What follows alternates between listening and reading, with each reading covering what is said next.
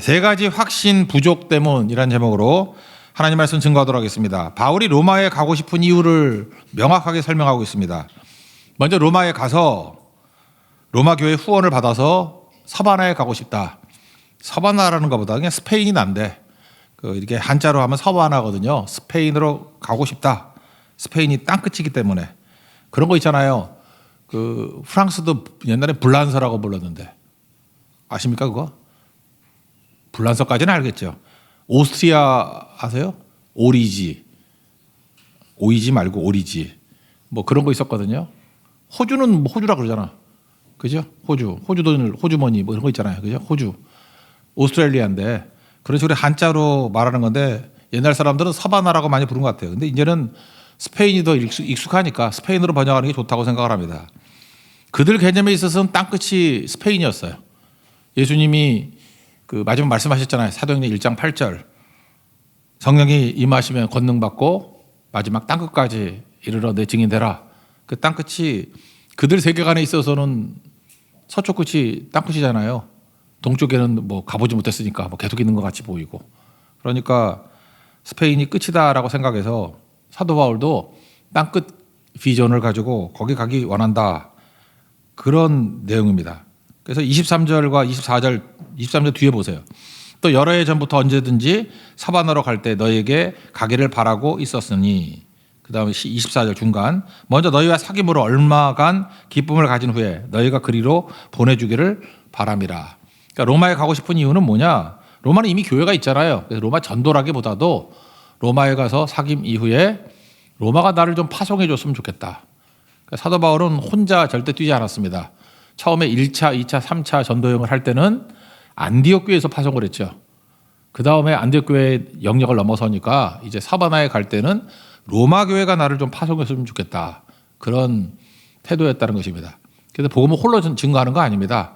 반드시 교회와 연계돼서 가야 안전한 것이고 그게 명확한 것이다. 그걸 우리가 말해주고 있습니다. 우리 선교 많이 하는 교회니까 우리 이 선교회관 가면 이론적으로 접근을 좀 했으면 좋겠어요. 첫 번째 복음 자체고 두 번째는 선교사 문제고 세 번째는 교회. 이 세 가지 관계가 잘 이루어져야 원만한 선교, 하나님이 기뻐하시는 선교가 될 수 있다고 생각을 합니다. 먼저 차례대로 살피겠습니다. 세 가지인데 첫째 복음입니다. 복음 자체의 힘에 대한 확신이 있어야 된다라는 것입니다. 로마서 전체 주제가 로마서 1장 16절이죠. 내가 복음을 부끄러워하지 않는다. 이 복음은 모든 믿는 자에게 구원을 주시는 하나님의 능력이다. 그게 로마서 1장 16절 아니에요. 복음이 누굽니까? 예수님.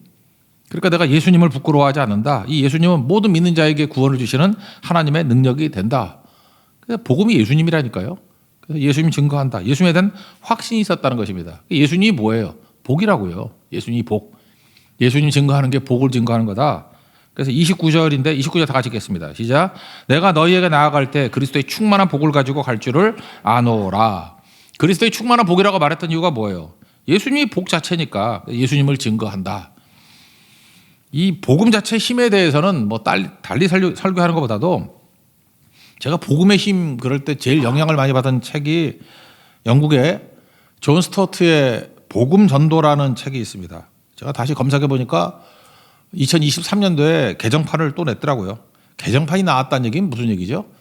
좋은 책이라는 얘기죠. 옛날에도 좋은 책이었는데 그걸 또 내서도 후대들이 읽어야 된다라는 거 아니에요? 복음 전도. 존 스토트의 책 중에 그리스도의 십자가 다음으로 좋은 책 같아요. 거기 보면은 우리가 복음 전도의 사명을 알면서도 왜 못하나? 오늘 제목이에요. 세 가지 확신이 없기 때문이래요.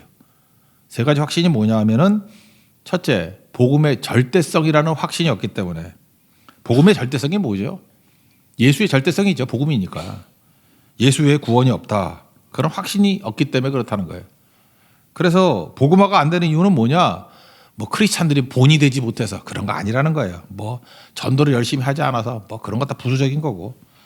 복음의 절대성에 대한 확신이 없기 때문에 그렇다는 것입니다. 예수 외에 구원의 길이 없고 예수 없으면 아무것도 하냐 뭐 그런 거죠. 종종 이렇게 대화를 나누다 보면은 어떤 여자분이 참 좋은 신부긴 해요. 뭐 이렇게 얘기해요. 남편이 안 믿는데 그런데 그렇게 훌륭한 사람이 없대. 예수만 안 믿을 뿐이지 정말 훌륭한 사람이래. 그건 뭐죠? 복음의 절대성을 믿지 않는 거죠. 그냥 그 말 해주고 싶어서 지옥 간다. 그냥 그 말 해주고 싶어요. 그러니까 안 믿어도 훌륭한 사람이 어디 있습니까? 안 믿어도 지옥 갈 사람이 뭘 훌륭해요. 예수 없으면 아무것도 아니지. 그러니까 그 사람은 교회는 다녀도 복음의 절대성을 믿는 게 아니죠. 복음 외에는 구원의 길이 없다. 이게 절대성이라고요. 구원을 얻을 만한 다른 이름을 우리에게 주신 적이 없다. 사도행전 4장 12절. 그런 절대성을 믿어야 된다. 그래서 존 스토트가 그 냉랭한 영국 교회를 향해서 외친 거죠. 복음의 절대성을 잃어버릴 때 영국도 힘을 잃어버리게 됐다. 복음의 절대성, 이 확신이 있어야 된다. 그러니까 두 번째는 존 스토트 얘기예요. 복음의 긴급성. 급하다라는 것입니다. 이거 뭐 느릿느릿 전하면 안 된다는 거예요. 근데 뭐 안 될 때 보면은 복음 전도할 때 차차 한다고 한다는 거예요. 영국이 막 부흥할 때, 존 웨슬리라든지 뭐 이때 부흥할 때 있었잖아요.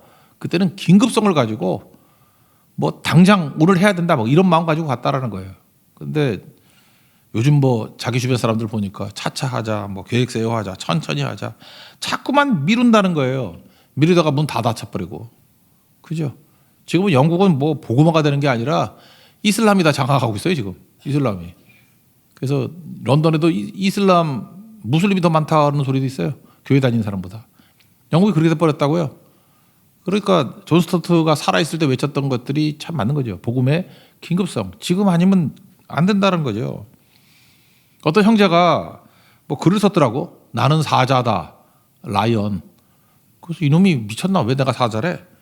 그랬더니 내가 사자인 이유는 뭐냐? 밀림의 왕자이기 때문에. 그래서 뭔 소린가 그랬더니 과제도 밀리고 강의도 밀리고 시험 공부도 밀리고 뭐 전도도 밀리고 나는 진짜 미루는 성향이 있대. 그래서 밀림의 왕자다. 맞다. 그러고 한다 팰라 그랬지 내가 진짜. 웃자고 하는 얘기 같지만 밀림의 왕자예요 여러분들. 딴 건 밀려도 모르겠지만 복음 전도를 밀리면 안 되겠죠. 밀림의 왕자가 돼서는 안 된다. 그런 거죠. 에베소서 5장 16절 세월을 아끼라. 그 원문 보면 시간을 구원하라. 시간을 구속하라. redeem the time이에요. redeem. 그러니까 시간을 건져내라. 시간 놔두면은 다 죄악으로 망한다는 거예요. 시간을 건져내야 된다. 세월을 아끼라. 때가 악하다. 악한 마귀가 일하고 있다라는 거예요. 그러니까 미루면 안 된다는 거죠. 밀림의 왕자 되지 말고 당장 하라는 거예요. 당장. 그죠? 이게 복음의 긴급성. 그리고 세 번째는 복음 전달제에 대한 확신이 없기 때문에 그렇다는 것입니다. 전하는 자가 있어야지 믿죠. 누군가가 전하겠지. 그런 게 어디 있어. 보이는 사람 나야 나. 내가 전하지 않으면 그 사람 지옥 갑니다. 그러니까 내가 해야죠. 내가. 왜 자꾸 딴 사람이 한다고 생각을 해? 로마서 10장 14절도 보세요. 전파하는 자가 없이 어찌 들으리요 그러잖아요. 전파해야죠. 누가 할 거예요? 내가 안 하면 누가 할 거냐고. 누군가가 할 거예요? 그 에스겔서 3장 뭐 33장 이런 데 보세요. 핏값을 내게 찾는다 그러잖아. 내가 안 하면은 그러니까 내 주변에 믿는 사람이 없다 그러면 내 책임이에요, 그거. 왜 내가 전하지 않고 가만히 있냐고. 그러니까 영향권에 있는 사람들에게 복음 전파의 사명.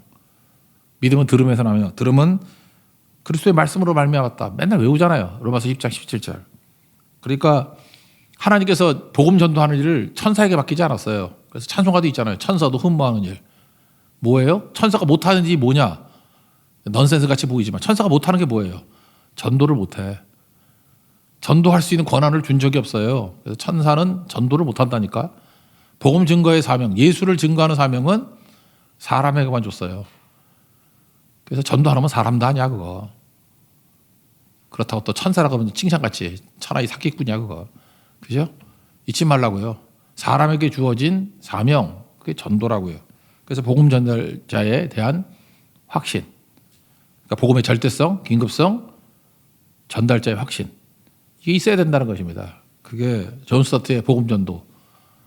가장 강력한 메시지라는 것입니다. 그러므로 복음 자체에 힘이 있습니다. 확신 가지고 복음만이 살릴 수 있다? 긴급하다? 나다 나. 내가 침묵하면 안 된다. 나를 통해서 건져내야 된다. 그 사명 가지고 일할 수 있는 하나님의 종 되기를 바랍니다. 두 번째 살필 건 뭐냐 하면 나 자신이에요. 선교사 자신 사명이죠. 사명. 그러니까 바울에게 있어서는 나죠. 내가 선교사니까. 우리는 나라고 또 얘기할 수 있죠. 사명. 제가 항상 강조하는데 사명이 뭡니까? 사명에 대한 정의. 저 세 가지 조건을 얘기를 해요. 좋아하는 것이 사명이에요. 하나님 여러분 좋아하는 거 다 좋죠. 좋아하는 거. 두 번째 잘하는 거. 잘하는 게 사명이에요. 세 번째 옳은 게 사명이에요. 말씀과 일치돼서 옳은 거. 이 세 가지가 이렇게 교집합이 된다 그러면 사명이에요, 그게. 그런 거 여러분 있을 거 아니에요. 하나씩 좀 점검해 본다 그러면 좋아한다고만 다 사명이 아니죠. 우리 교회 안에서 그런 사람 되게 많잖아요. 뭐 찬양을 좋아하는 사람 엄청 많잖아요. 찬양을 엄청 좋아해. 근데 좀 안 했으면 좋겠다 하는 사람 있잖아요. 음도 안 맞고 박자도 안 맞고 돼지 멱다는 소리고. 근데 너무 좋아해. 아 정말 힘들죠. 그죠? 아 이번에도 말레이시아 성경 갔더니 단소가 그랬어. 너무 좋아해. 단소 부른 거를 너무너무 좋아해. 그 얼마나 목사가 힘들어요. 목사가 이렇게 세우는 사람인데 그걸 넘어뜨려야 되니 그 어떻게 그걸. 그래서 이틀 동안 기도하고 참고 하나님 성령의 감동을 주십시오. 이제 그만할 수 있는 마음을 주십시오. 빨리 자신을 파악하게 해 주십시오. 근데 주변을 살피지 않는 은사를 가졌어. 그래서 계속 하는 거예요. 그냥 신념을 가지고. 그 은사 아니에요. 근데도 계속 하더라고. 뭐 머리 자를 때 어디 도망도 못 치잖아. 거기서 계속 불고. 그 사람은 이제 잡혀 있으니까 뭐 이렇게 칼 들고 있으니까 움직이기도 못하고 계속 들으면서 얼굴은 찡그리고 있고. 다 모르겠어. 하여튼 간에 그래요. 좋아한다고 다 은사 아니에요? 좋아한다고 다 사명 아니라고. 그 다음에 잘한다고 또 다 되는 것도 아니에요. 잘하는 거. 제가 개인 얘기인데 저는 이제 과목 중에 수학을 잘했어요. 수학은 뭐 맨날 만점 받고 그래서 진짜예요. 나 수학은 전국대회 나가서도 10등 했어. 그러니까 수학은 되게 잘해요. 학과도 제가 경영학과 갔는데 회계학 했어. 회계학이 성적이 진짜 좋았어. 회계학은 뭐 숫자 다루는 거니까 나는 회계학이 너무 쉽더라고. 너무 지당한 거야. 내 머릿속엔 지당한 거야. 지당. 그래서 뭐 별로 공부할 것도 없고 그냥 지당한 걸 갖고 왜 얘기하니. 양쪽 밸런스 맞추는 건데 이게 뭐 힘들어. 그냥 감각이죠. 지당한 거야. 내 몸속에 회계학이 있는가 봐. 지당한 거야. 근데 하기가 싫었어요. 나는 회계사로 먹고 산다고 생각하니까 인생이 괴로운 거야. 잘하는데 좋아하지 않아요. 전혀 좋아하지 않아. 나 숫자로 살고 싶지 않았어. 그래서 안 한 거예요. 근데 사명도 아니고 은사도 아니에요. 그러니까 좋아하는 것과 잘하는 것이 맞아야 되죠. 또 좋아하고 잘하는 게 있어요. 도둑질. 도둑질을 너무 좋아해. 그냥 너무너무 희열이 있고 도둑질 할 때마다 막 엔도핀이 돌고 삶의 희열을 느끼고 거의 뽕 맞은 기쁨으로 너무 잘해. 순식간에 탁탁 하면 되고 밑장 빼기 뭐 이런 것도 잘하고 뭐. 근데 옳지 않잖아요. 그러니까 하면 안 되지. 그러니까 좋아함, 잘함, 옳음. 이게 교집합 되면 대개 그건 열매가 있습니다. 그런 거 하면 100배의 결실을 맺는다고. 그러니까 젊은이들에게 뭘 하게 만들어야 되냐면 자꾸만 이걸 시도하게 만들어서 자기가 뭘 좋아하는지를 알아야 돼요. 적어도 10대 때 알아야 되는 게 내가 뭘 좋아하는지. 그래서 뭐 물어볼 때 머뭇거리면 그건 인생 잘못 산 거야. 너 좋아하는 음식이 뭐야? 뭐 이런 거. 그죠? 좋아하는 나라가 뭐야? 뭐 좋아하는 취미가 뭐야? 좋아하는 성경이 뭐야? 좋아하는 찬송이 뭐야? 그게 물으면 웬만한 중요한 것도 답이 탁탁탁 나와야지. 뭐 남자가 또 좋아하는 여자 스타일이 어떤 거야? 뭐 이런 것도 10대 때 알아야 되는 거 아닌가? 아 너무 일찍인가? 그래도 머릿속으로는 알아야지. 뭐 이렇게 푸짐한 여자가 좋냐, 날씬한 게 좋냐, 뭐 이 정도는 알아야지. 그것도 몰라가지고 뭐 엄마한테 물어보고요. 그러면 힘들지 그건. 자기가 알아야죠. 좋아하는 것. 그 다음에 이것저것 잠깐 해봐야 된다고 그러면 잘하는 게 나와. 생산성이 엄청 높아. 엄청 잘해요. 그런데 말씀 교육 받아야죠. 성경이 말하는 옳은 게 뭐냐. 그죠? 틀린 게 뭐냐. 이거 되게 10대 끝나면 되게 아는 거 아닌가? 그래서 한 20살쯤 되면은 자기 사명하고 은사가 대충 보이는데 이걸 안 이게 지금 30 넘어서까지도 보이지 않았다 그러면 교육 잘못 받은 거고 잘못 산 거죠. 헛산 거예요. 헛산 거. 나이가 더 들었는데도 아직도 모르겠다. 그래서 목사님 저는 뭘 좋아하는지 몰라요. 그거 나한테 왜 물어봐? 내가 어떻게 알아? 자기가 좋아하는 거를. 자기가 찾아야지. 난 뭘 잘하는지 모르겠어요. 잘하는 걸 아직도 모르면 어떻게 했지? 나이가 몇 살인데.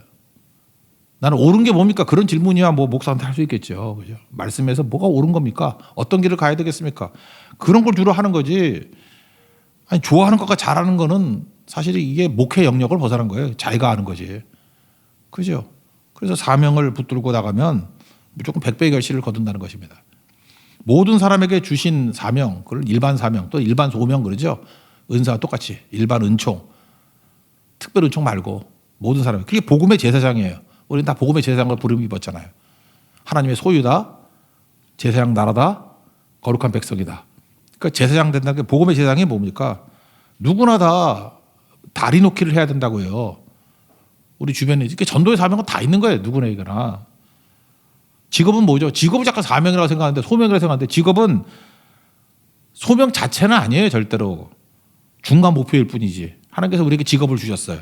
그걸 가지고 진짜 목표는 뭐예요? 복음의 제사장 되는 거라고. 저는 목사로서 복음의 제사장 되는 거고 어떤 사람은 선생님으로서 복음의 제사장 되는 거고 어떤 사람은 사업을 하면서 복음의 제사장 되는 거고 그건 중간 목표지 최종 목표는 복음의 제사장 되는 거다. 사도 바울의 예를 든다 그러면 사도 바울이 이제 자신 얘기니까 구체적으로 사명을 이렇게 감당했던 것 같아요. 이방인의 사도로 부르심을 입었다. 이렇게 자기 자신을 이제 정의를 내린 거예요. 첫째, 과잉 복음 전파하지 않겠다. 그래서 앞부분에 나왔죠. 남의 터 위에 교회 세우지 않겠다. 남이 하는데 또 가서 할 거 없잖아. 그렇지만 또 중요한 게 뭐죠? 여기 23절 앞부분으로 보세요. 이제는 이 지방에 일할 곳이 없고 그랬죠. 그러니까 사도 바울이 이해하는 복음화는 이런 것 같아요. 어디 가가지고 예수 안 믿는 데 가가지고 일단 교회를 세워요. 그리고 지도자를 세워놔요. 그리고 사역 끝이야.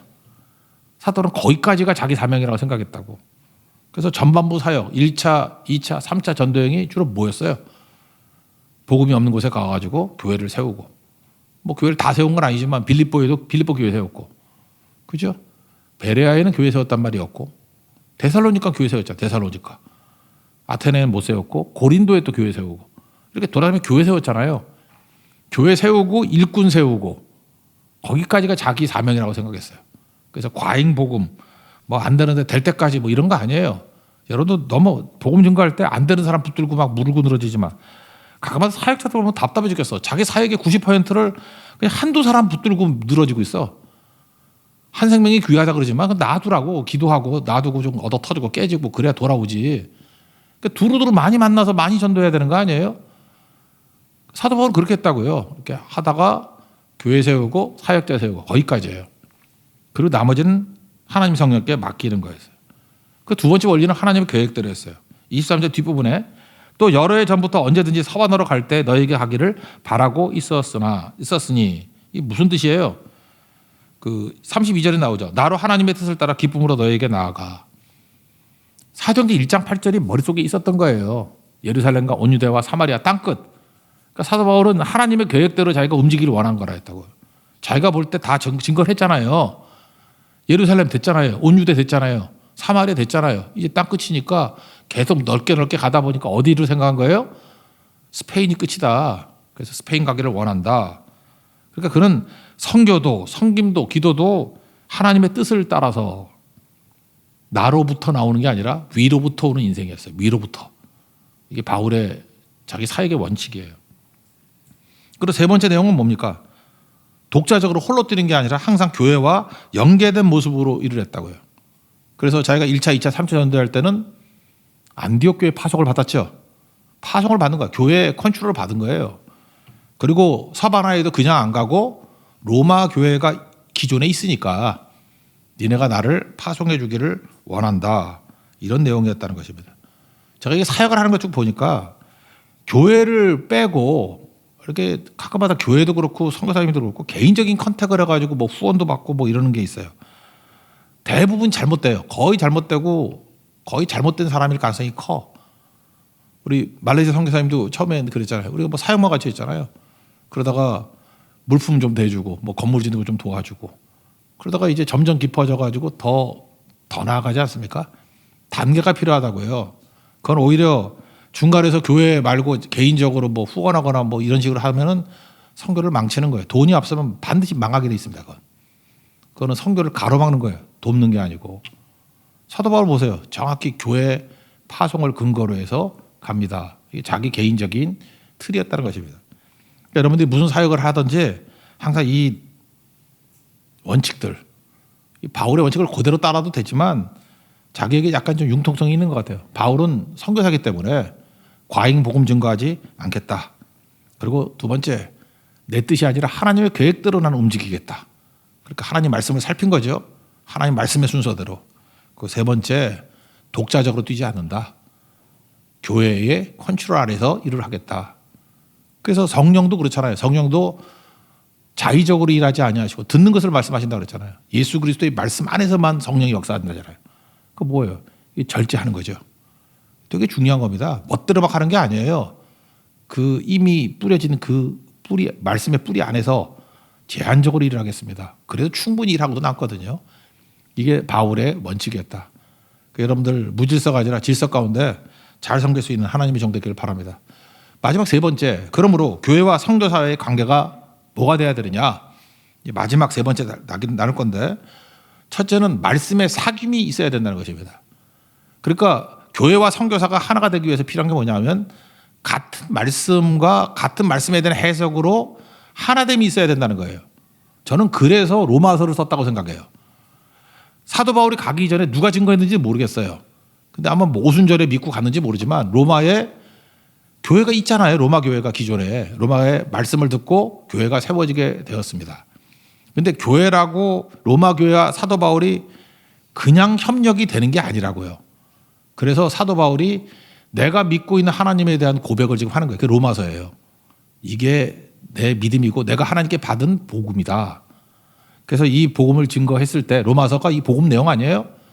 로마 교회가 이 말씀을 받아들이고 뭐 같겠죠. 같은 성령이면 바울이 믿는 하나님과 로마 교회가 믿는 하나님이 일치된다. 바울이 믿는 예수님과 로마 교회가 믿는 예수님이 일치된다.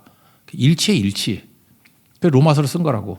그래서 이 말씀이 너희들이 아멘으로 받아들일 수 있니? 이게 내가 받은 복음이야. 이게 복음이잖아. 그래서 일치되고 거기서 끝나는 게 아니라 이제 내가 로마 교회에 가가지고 파송받기 이전에 사귐을 갖겠다. 그래서 교회마다 선교사님 파송하기 전에 이렇게 한 1년이나 2년 같이 동역을 합니다. 동역을 하는 이유가 뭐냐 하면 같은 메시지 아래 같은 목표를 가지고 같은 뜨거움 가지고 나가기 위해서. 그게 되게 중요한 거죠. 그래서 내가 너희에게 먼저 뭘 한다고요? 파송받기 이전에 말씀의 사귐을 갖기를 원한다. 그걸 말하고 있습니다. 24절입니다. 다 같이 읽겠습니다. 시작. 이는 지나가는 길에 너희를 보고 먼저 너희와 사귐으로 얼마간 기쁨을 가진 후에 너희가 그리로 보내주기를 바람이라. 이 사귐이 뭐예요? 말씀에 대한 사귐. 이번 말레이시아 선교 갔을 때 그 설교 중에 사무엘상 14장에 나오는 요나단과 무기 든 소년 두 사람 이야기를 살폈습니다. 그 두 사람이 어떻게 이렇게 소수인데 몇 명 되지도 않는데 어쩜 이렇게 강력하게 힘을 발휘할 수 있었나? 그걸 제가 물론 책 근거는 말콤 글래드웰의 티핑 포인트라는 책에서 뽑았어요. 거기 보니까 첫째는 소수의 힘. 적더라도 확고한 능력을 갖고 있는 사람이 둘이 가면 된다. 근데 말콤 글래드웰이 표현했던 거는 그 말 그대로 하면 고착성의 힘이에요. 고착성의 힘. 그 고착성의 힘이란 게 뭐냐 하면은 그러니까 쉽게 얘기하면 이런 거라고요. 같은 메시지를 들은 사람의 힘이에요. 그러니까 요나단과 무기 든 소년이 같은 메시지를 들고 있는 거라고. 그리고 같은 말씀에 붙들려 있어요. 그러니까 같은 메시지를 가지고 있으니까 어떤 일이 벌어집니까? 어떤 상황이 벌어지든 간에 해석이 같죠. 그러니까 요나단의 해석이나 무기 든 소년의 해석이 같아요. 이거 사무엘상 1장에도 나오는 거죠. 엘가나가 하나님의 능력을 받고 기도했더니 한나가 기도했더니 남편 엘가나가 내 소견에 옳은 대로 해라. 한나하고 이렇게 같은 의견을 갖게 된다고. 이게 바로 뭐예요? 이게 고착성의 힘 또는 해석의 능력이에요. 제가 말레이시아 가서 들었던 얘기, 뭐 거기서 설교했지만 어떤 교회가 이렇게 연합팀이 돼서 왔대요. 두 개 교회가 합쳐서. 근데 선교사님이 좀 힘들었다 하는 말씀을 하더라고요. 이유가 뭐냐? 똑같이 예수 믿잖아요. 똑같이 예수 그리스도를 나의 구주라고 고백하잖아요. 근데 A라는 교회는 A라는 목사님의 설교를 들었을 거고 B라는 교회는 B라는 목사님의 설교를 들었을 건데 복음은 같지만 신앙의 컬러가 좀 다를 수 있죠. 뭐 한쪽이 오순절 계통이고 한쪽이 뭐 감리교 계통이면 좀 다르잖아요. 그죠? 신앙의 컬러가 다르니까 똑같은 문제가 벌어졌는데 해석이 능력이 다른 거예요. 해석이 달라지는 거예요. 그러니까 삐그덕 하는 거죠. 근데 만약에 그렇다 하더라도 그 중간 과정에 뭐 일주일이 됐던 2주가 됐던 같은 말씀을 가지고 같이 말씀 듣고 기도하고 헌신하는 모습을 좀 가졌다 그러면 하나가 되겠죠. 왜 하나가 돼요? 어떤 돌발 상황이 온다 할지라도 같은 메시지 안에 놓여 있기 때문에 해석이 같게 된다고요. 이걸 사도 바울은 명확히 안 거죠. 그래서 로마 교회가 나를 파송해 주길 원한다. 뭐 얼굴도 모르고 그냥 파송해 달라가 아니라 내가 로마 교회에 가서 말씀의 사귐을 갖기를 원한다. 그리고 그걸 좀 시간을 줄이기 위해서 그런지 모르지만 그래서 로마서를 쓴 거라니까요. 이 내용 가지고 우리가 일치돼야 되겠지. 그죠? 같은 메시지. 로마서를 읽고 이럴 아니에요? 그래서 무엇을 믿는지 무슨 신앙 고백이 있는지의 일치. 그리고 가서 말씀의 사귐의 일치. 그게 꼭 필요하다는 것입니다. 이걸 좀 확대해서 가면 교회에서요. 예배도 안 나오고 말씀도 안 듣고 하는 사람이 중요 보직에 들어가면 안 됩니다. 그래서. 안 되는 이유가 뭐죠? 엉뚱한 소리 해. 그러니까 둘 중에 하나인 것 같아요. 우리 교회도 뭐 그런 게 있어요. 어디 보면은 말씀도 안 듣고 막 이런 사람이 결정하는 데 들어가 있어. 근데 말씀도 안 들었으면서 뭘 결정할 때 목소리를 낼라 그래. 그러면 이게 불협화음이 나타나요. 그건 내가 볼 때 변화가 되든지 빼야 돼요. 근데 우리 교회 참 감사한 게 뭐냐면 말씀도 잘 안 듣고 이렇게 빌빌대는 사람이 어디 와서 결정을 하다 그러면 주로 말을 안 하더라고. 우리 교회 축복이야 그게. 뭐 바빠서 그런지 뭐 어떻게든지 하여튼 말씀 잘 참여를 못했어. 그러면 입 다물고 있더라고. 그냥 대세를 따르겠어요. 이러니까 하나가 되는 거예요. 근데 다 그런 거 아닙니다. 오히려 말씀도 안 듣고 참여도 안 한 사람이 중간에 와가지고 자기 목소리 높일 때가 되게 많다고요. 그럼 교회가 분쟁이 일어나고 어려워지는 거라고. 그러면 여러분들 원칙을 잊지 마세요. 동일한 말씀 안에 놓여 있어야 같은 해석의 능력이 생기고 그래야 하나 된다는 거예요. 이걸 확대해서 가면 저는 결혼도 그렇다고 생각해요. 불신자하고 결혼하면 잘 안 맞는다. 예, 맞아요. 근데 믿는 사람과 하더라도 될 수 있으면 그냥 같은 메시지 속에 있는 사람끼리 하면, 또 다른 말로 하면 신앙의 컬러가 비슷하면 잘 살아요. 근데 동일한 내용을 놓고도 아내는 선교를 간다 그러는데 남편은 선교를 가서 뭐 하냐, 주변이나 변화시키지. 그 해석의 능력 아니에요. 이렇게 부딪히기 시작하면은 정말 말없이 1년 보내고 그럴 수 있어요. 진짜 어려워진다고. 그래서 복이 뭔지 알아요? 여기 지금 혼자 나오신 분들 부부 같이 나오는 게 좋아요. 같은 사건을 통해서 남편과 아내가 같은 해석을 하더라. 그건 복 중에 복이에요. 그런 것도 잠깐 맞춰 나가는 거예요. 아, 해석이 같구나. 그렇지만 범죄하는 거에 해석이 같으면 안 되죠. 아나니아와 삽비라. 그러면 같이 죽어요. 그런 거 말고 말씀으로 하나가 되는 거, 그게 너무너무 중요하다. 그래서 선교사와 교회의 관계는 말씀의 사귐이 있어야 된다. 그래서 우리 교회가 가서 맨날 예배 드리잖아요. 예배 드리는 이유가 뭐냐면 예배 드리고 말씀을 나누고 이렇게 하다 보면 정말 하나가 돼요. 하나가 되면 그때부터 사역을 더 크게 할 수 있는 거예요. 근데 그게 안 되는 분들이 있어요. 안 되는 분들이 있으면 이제 거기까지, 그 선 정도.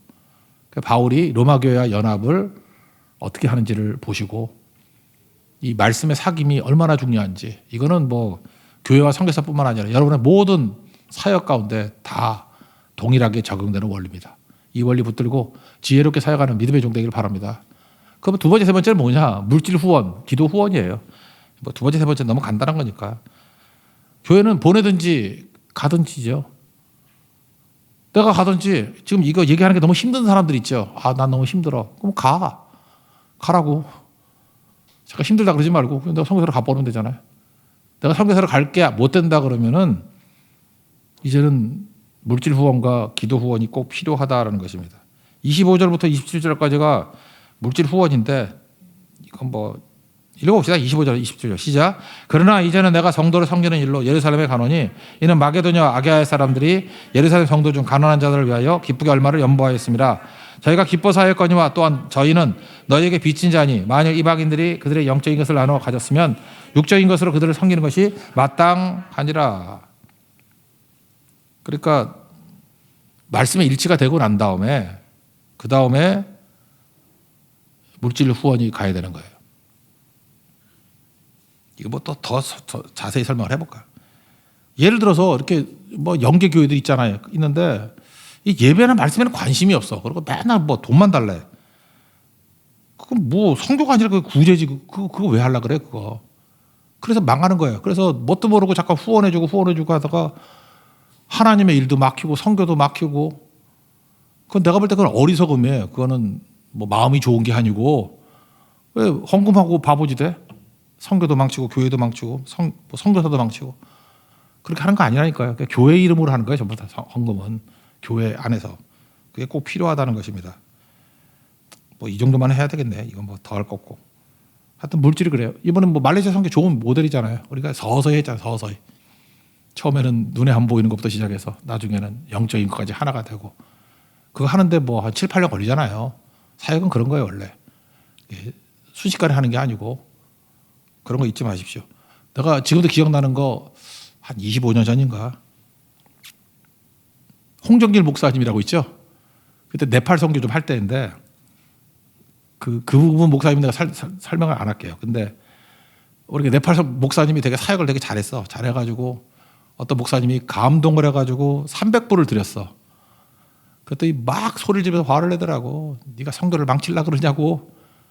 그때 당시만 해도 네팔에서 그 뭐 한 달 월급이 50불, 60불 할 때였어요. 근데 네가 300불을씩 주고 그러면은 이 목사님이 선교를 하겠냐? 사역을 하겠냐? 그냥 돈독에 얼마 가지고 선교사 주변 한국 사람 주변에 와가지고 돈이나 받으려고 그러지. 지금 저기 수십만 원, 수백 명, 수천 명의 영혼들이 있는데 네가 300불로 망치려고 그러냐? 나 그때 잘 이해를 못했는데 시간이 가니까 이해가 되더라고. 돈이 선교 망칠 수 있습니다. 그러니까 기분 내키는 대로 막 하는 거 아니고 다 그것도 순서와 전략이 있어야 된다는 거예요. 그게 후원입니다. 사도 바울은 지금 두 번째 말씀에 사귐 다음에 물질 후원을 얘기하고 물질도 중요하죠. 마태복음 6장 21절 보물이 있는 곳에 마음도 있다. 그죠? 이게 순서가 맞아야 복이 된다. 세 번째 기도 후원이죠. 30절부터 32절까지 읽겠습니다. 시작. 형제들아 내가 우리 주 예수 그리스도와 성령의 사랑으로 말미암아 너희를 권하노니 너희 기도에 나와 힘을 같이 하며 나를 위하여 하나님께 빌어 나로 유대에서 순종하지 않은 자들로부터 건짐을 받게 하고 또 예루살렘에 대하여 내가 섬기는 일을 성도들이 받을 만하게 하고 나로 하나님의 뜻을 따라 기쁨으로 너에게 나아가 너희와 함께 편히 쉬게 하라. 기도 후원이 잘 되는 교회일수록 선교 사역이 너무 잘 되더라고요. 왜? 여기 보세요. 건짐을 받게 한다. 이거 무슨 뜻이에요? 공격자가 많다라는 거 아니에요. 사도 바울 죽이겠다는 사람 얼마나 많습니까? 여러분 복음만 증거해봐요. 공격이 많아요. 이렇게 생각하면 돼. 어느 지역에 가가지고 딱 보면 누가 욕을 제일 많이 먹어요. 이렇게 직접 물으면 안 되지만 딱 보면 욕 제일 많이 먹는 사람이 있어. 그 사람이 제일 크게 일하는 사람이야. 그거 아세요? 그 사람이 제일 크게 일하는 사람이야. 그러다가 어떤 교회를 가보면 거기서 진짜 일을 많이 하는 사람 누구냐 하면 총무야, 총무. 회장은 누가 되냐 하면은 좀 덜 떨어진 애가 회장이 돼. 인품만 좋고 뭐 이렇게 어리버리한 애들이 있잖아요. 교회도 시기 질투가 많아가지고 그 얼굴 마당 같은 거야. 회장은 그런 사람이 회장이 되고 진짜 똘똘하게 사명 가지고 비전 가지고 말씀을 깨우쳐서 하는 사람이 총무야. 그래서 나는 어디 가가지고 맨날 그 총무만 봐요. 총무하고 일을 하니까 일이 다 잘 돼. 회장하고 하면 10년도 넘어도 아무 일도 안 돼. 아무 일도. 난 그래서 여러분들이 전부 다 회장보다는 총무가 됐으면 좋겠어요. 일 진짜 할 수 있는 사람. 그죠? 일 진짜 할 수 있는 사람. 기도 후원이 그런 데 가야 된다고요. 일하는 사람한테 기도가 가야 돼요. 사도 바울이 앞장서지 않잖아요. 거의 보면. 그 사도 바울이 진짜 복음의 총무야. 복음의 총무가 돼가지고 일하잖아요. 뭐 영광과 찬송 네가 받아. 그리고 자기 일하잖아요. 아볼로 네가 영광 다 받아. 나는 일할 거야. 그게 되게 중요한 거죠. 그래서 기도할 때 되는 거고. 사도 바울은 죽이려는 사람이 암살단 40명이 있었다 그러잖아요. 사도행전 23장 12절. 바울을 죽이기 전에는 먹지도 아니하고 마시지도 아니하겠다. 와, 이런 사람 한 명만 있어도 무서울 건데 40명. 그러니까 여기 보세요. 건진받게 해달라고 기도해달라 그러고. 또 하나 사도 바울이 또 구제도 많이 했잖아요. 헌금 전달도 많이 했잖아요. 받을만하게 그런 게 나오죠. 받을만하게. 그 31절 보세요. 내가 섬기는 일을 성도들이 받을만하게. 그러니까 이게 이 헌금은 원래 그 빌립보 교회에서 모은 거거든. 그걸 이제 예루살렘에 갖다 줄 건데 여러분 구제 사역 한번 해보시면 알겠지만 주는 게 쉬운 게 아니에요. 잘못 주면은 교만해지고 잘못 주면은 받는 사람이 막 상처 있고 그래요. 근데 지금 받는 교회가 예루살렘 교회잖아요. 유대인 교회 아니에요. 자존심이 얼마나 강해. 그래서 우리가 모교회인데 저런 이방 교회 헌금을 왜 받아? 그럴 수 있죠. 자존심 꺾이게 해달라. 이방 거 안 받겠다. 그게 무슨 얘기예요? 잘 주고 잘 받게 해달라고. 저는 요즘에 지혜롭게 깨달은 게 뭐냐 하면은 헌금을 할 때 기도를 많이 해야 돼요. 진짜 많이 해야 돼요. 누구를 갖다 이렇게 뭐 섬기고 뭐 사드리고 할 때 진짜 기도 많이 해야 돼요. 조그만 태도가 잘못돼도 교만하다 그러고 상처 입고 막 그래요. 오히려 관계가 멀어지고 그런다고. 그래서 진짜 돈으로 섬길 때, 뭐 이렇게 베풀 때 정말 겸손해야 되고 이름도 없이 빚도 없이 해야 되고 상대방의 마음을 잘 헤아려야 되고 사도 바울이 그거 위해서 기도하잖아요. 이것도 우리 이런 기도 해야겠죠. 그죠? 받을 만하게. 그죠? 우리가 하는 것들이 잘 전달이 될 수 있게 관계. 그걸 위해서 기도해 달라 그런 얘기를 합니다. 그리고 바울이 좀 불쌍해요. 힘들었는가 봐. 32절 너희와 함께 편히 쉬게 하라. 좀 쉬고 싶어 하던가 봐요. 너무 힘들어서. 그래서 로마에 가가지고 내가 좀 쉬게 해줬으면 좋겠다. 근데 하나님은 이 기도를 안 들으신 것 같아. 로마에 가가지고 이태 동안 뭐 사도행전 보니까 복음 증거하다가 결국은 감옥에만 있다가 로마에서 목 잘려 죽죠. 순교하죠. 그래서 뭐 목이 떨어져서 3번 튀겼다면 탕 튀긴데 그 뭐 교회도 있잖아 지금. 로마 가면 있어요. 그런 바울 순교교회. 이런 걸 뭐라 그러죠? 천국에서 편히 쉬게 있네. 그러겠죠. 사도 바울의 이 모습에서 우리가 좀 숙연해지죠. 자기가 쉬지 못할 정도로 충성을 다했지만 그것도 또 하나님에 대해서 맡긴 거 아니에요? 여러분들도 뭐 편히 쉬게 하라 이렇게 기도는 하겠지만 하나님이 계속 뺑뺑이 돌리면 뛰십시오. 그러면서 바울도 뛰었는데 뭐 나도 뛰어야지. 그게 되게 중요한 것 같아. 제가 보니까 쉬는 놈은 계속 쉬고 일하는 사람은 계속 일하더라고. 뭐가 좋아요? 그냥 계속 뛰는 게 좋아요. 계속 뛰십시오. 되게 중요한 것 같아요. 나 오늘 그 율동 2명이 하는데 참 예쁘고 좋죠? 새벽에도 나오게 해달라고 좀 기도해 주세요. 새벽에도. 우리가 율동이 안 나오면 얼마나 뻘쭘한지 아십니까? 그냥 율동곡인데 목사도 뻘쭘하고 성도들 나보면서 서로 불쌍하게 쳐다보는 거야. 그 비참함이 찬송 부르는 동안에 우리를 억누르고 있습니다. 여기서 이렇게 쌩글쌩글 웃고 수요일에만 둘 나오지 말고 하나씩 나와도 되니까 새벽에 나와서 열심히 잘 섬기는 주의 종들 되기를 바랍니다. 자리에서 일어나겠습니다. 하나님의 부르심 찬양하겠습니다.